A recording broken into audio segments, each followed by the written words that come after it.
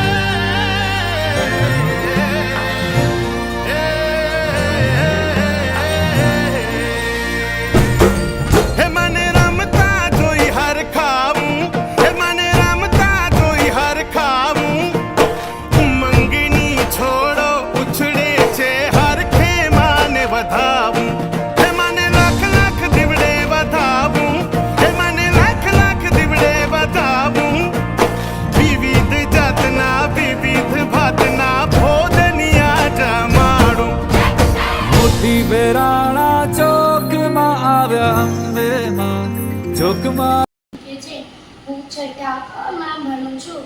હું આજે નવરાત્રી વિશે કંઈક બોલવા માંગુ છું.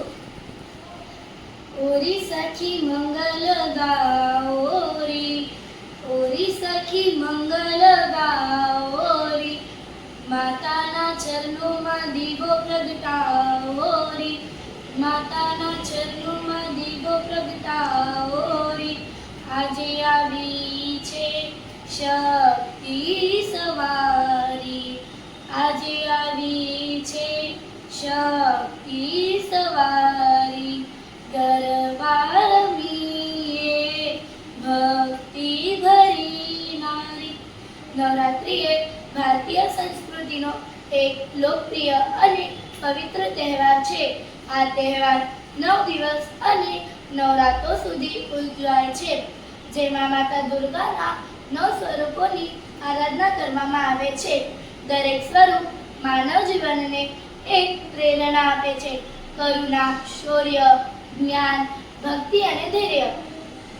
ગામડાથી લઈને શહેર સુધી ગરબા અને દાંડિયા રમાય છે. રંગબેરંગી ચણિયા ચોળી અને કેડિયા પહેરીને સંગીતના તાલે એકતાનો આનંદ માણે છે.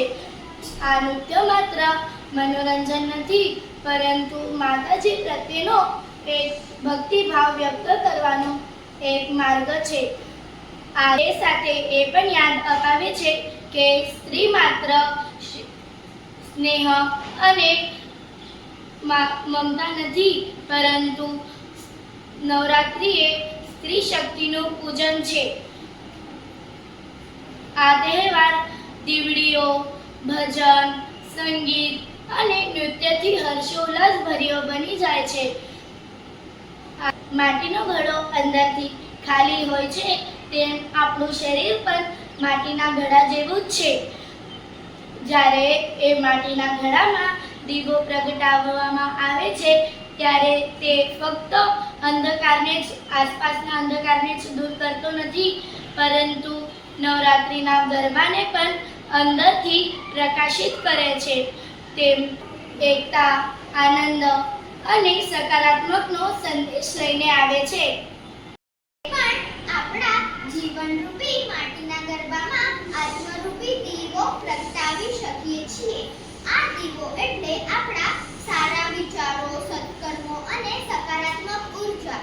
જ્યારે આપણે આ આંતરિક દીવો પ્રજ્વલિત કરીએ છીએ, ત્યારે આપણું જીવન અજવાળું બને છે અને આપણે આપણી આસપાસના લોકોને પણ પ્રકાશિત કરી શકીએ છીએ.